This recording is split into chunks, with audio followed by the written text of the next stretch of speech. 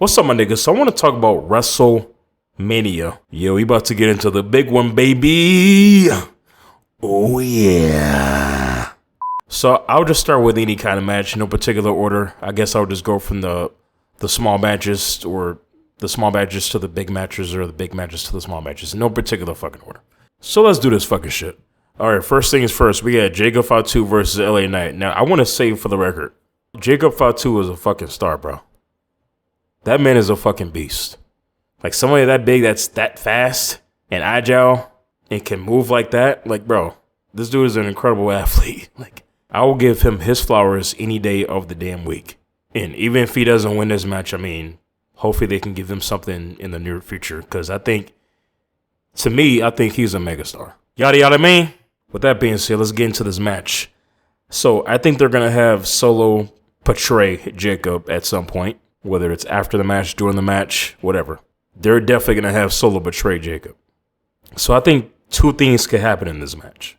One is that Jacob wins the U.S. title, but then Solo betrays him then, and then they probably just feud for the title then. Or Solo costs him the match, thus not winning the title, and then they can have this feud leading up to the next pay-per-view. So I firmly believe that nigga Solo is going to betray Jacob. I firmly believe this. It's going to happen. I guarantee you. All right, next up, we got Charlotte versus Tiffany Stratton. It's Tiffy time. That shit is so fucking annoying. And before I start this, I just want to say, why does Charlotte look like she's aged about 20 years since she came back? I've been hearing a lot of people say that she got surgery done or some shit like that. And I'm just like, ain't no fucking way, bro. Ain't no fucking way, bro. Like, bro, she's like 39 years old, out here looking like somebody's grandma right now. What the fuck is going on with her face? I understand that people age. I understand that. It's life. We're all gonna age. But god damn! So even besides the looks, I'm tired of Charlotte. I'm sick and tired of her goofy ass. Like, fuck the looks for a minute. Why does she get to be injured for 2 damn years, come back, and she already gets a title shot? That shit pissed me off. I'm not gonna lie. We got all these talented women on the roster, and you're going to give it to her? For what? I mean, maybe she truly is the Super Cena 2.0, the female version on the women's division. Maybe she truly fucking is. It's like if you're going out of your job for 2 years, you come back and your job already gives you a promotion. Somebody's going to be like, nah, that's not how we're doing this. So I feel like they're going to give her the title. I mean, why else would they have her come back 2 years later, give her a shot at the title, just to have her lose the damn match? Unless Tiffany can win by some miracle, hopefully.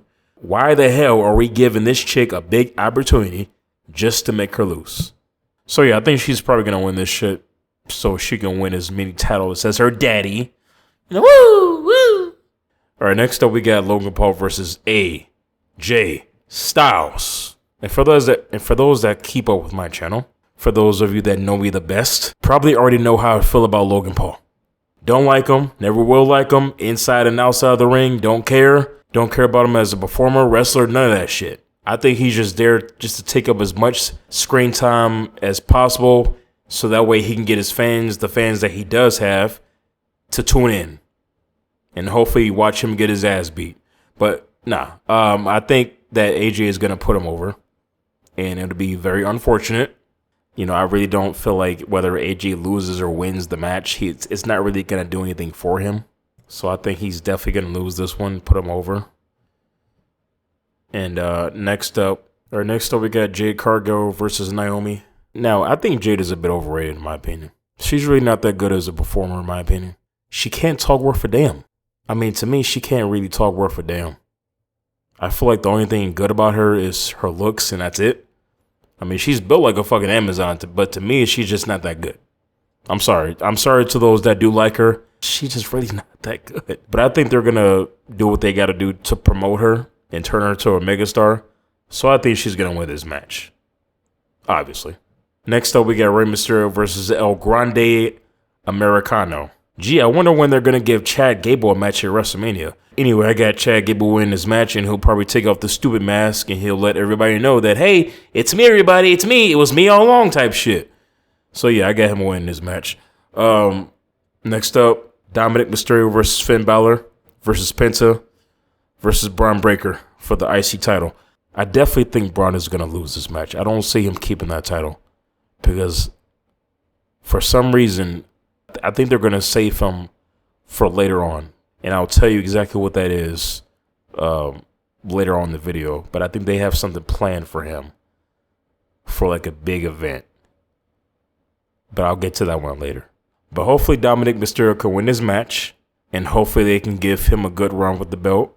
You know, people already hate his ass to bits. So hopefully he can have a good run with the belt. Get away from this whole Judgment Day shit. And just kind of give him, you know, the strap and see how this thing goes. But yeah, hopefully they can give him that strap. Or maybe Penta. It might be Penta instead. Or maybe Penta. It might be Penta instead. Because they've been kind of hyping him up a little bit too. So maybe they might have him win. But I definitely don't see it being between Finn Balor and Braun Breaker. I just don't see it. Next up, we got Jey Uso versus Gunther. Man, I got Uso winning this shit all day. No brainer. He's obviously going to win that damn title.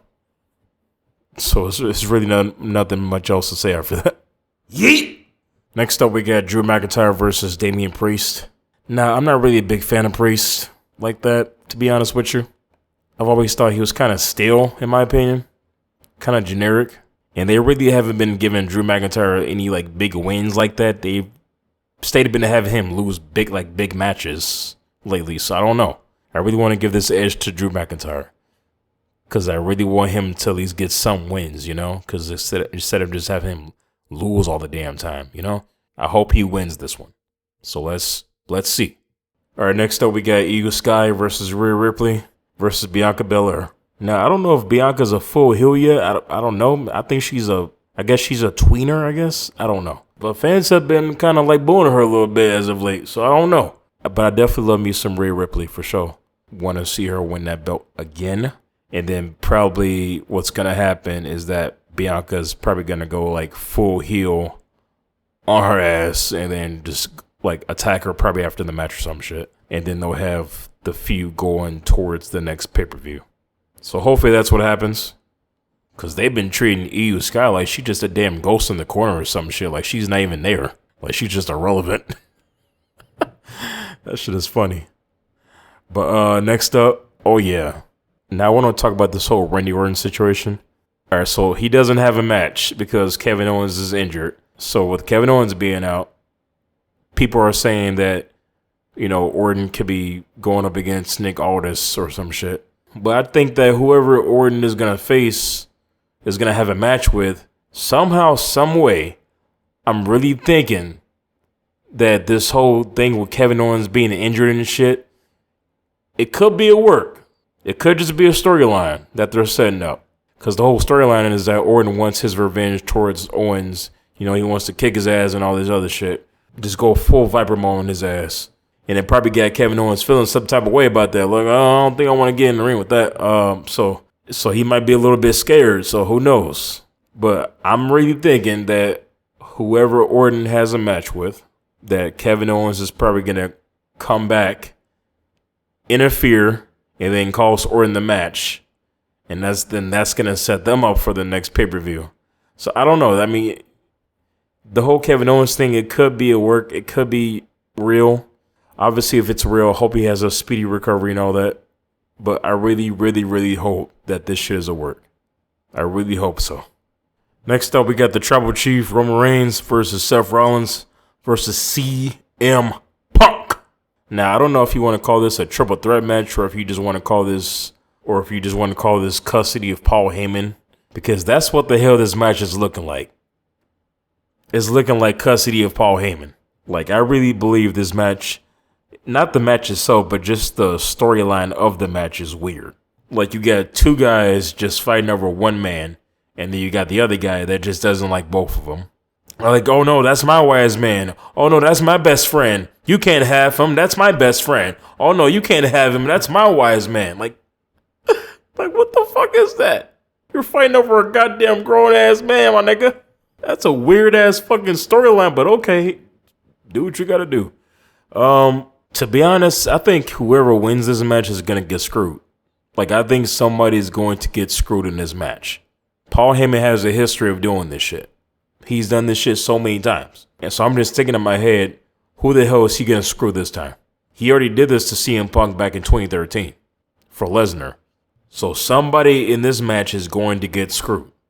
I even had this weird theory that Paul Heyman is going to betray both CM Punk and Reigns, and then probably become the manager or advocate for Seth Rollins. I was even thinking that could be something very possible. You know, maybe they're planning this whole thing with Seth Rollins and Paul Heyman as a duo. Maybe Seth Rollins could be the next Paul Heyman guy. And then, what I was also thinking, Breakker gets inserted into this mix, and he becomes a Paul Heyman guy. Because I've heard this interview with him, you know, giving like praise to Paul Heyman because Paul Heyman was like giving him some like solid advice backstage or whatnot. So I was thinking maybe that's another theory. Maybe that could be another plausible theory. Maybe they have Braun Breaker, you know, come into the match, you know, interrupt the flow of the match, you know, cost everybody the match, and then he ends up being the new Paul Heyman guy. So that was another theory that I had in mind.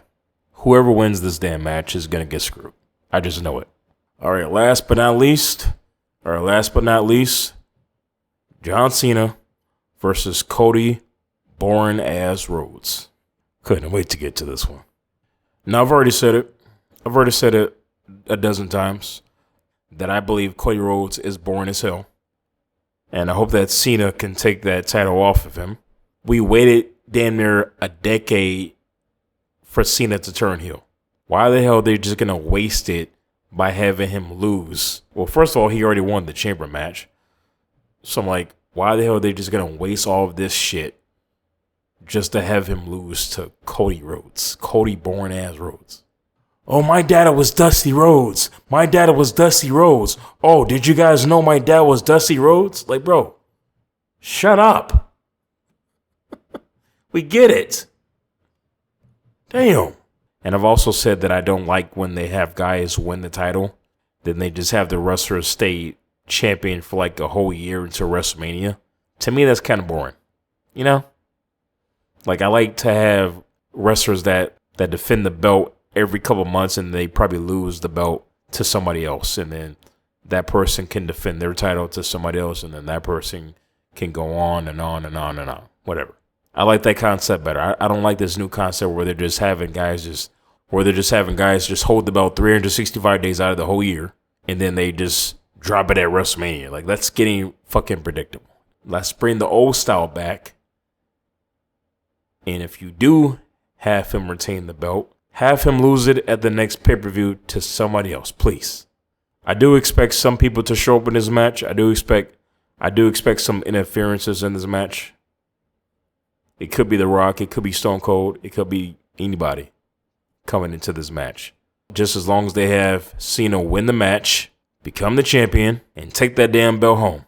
Retire into the sunset. The end. Sounds possible, right? So I guess we'll see.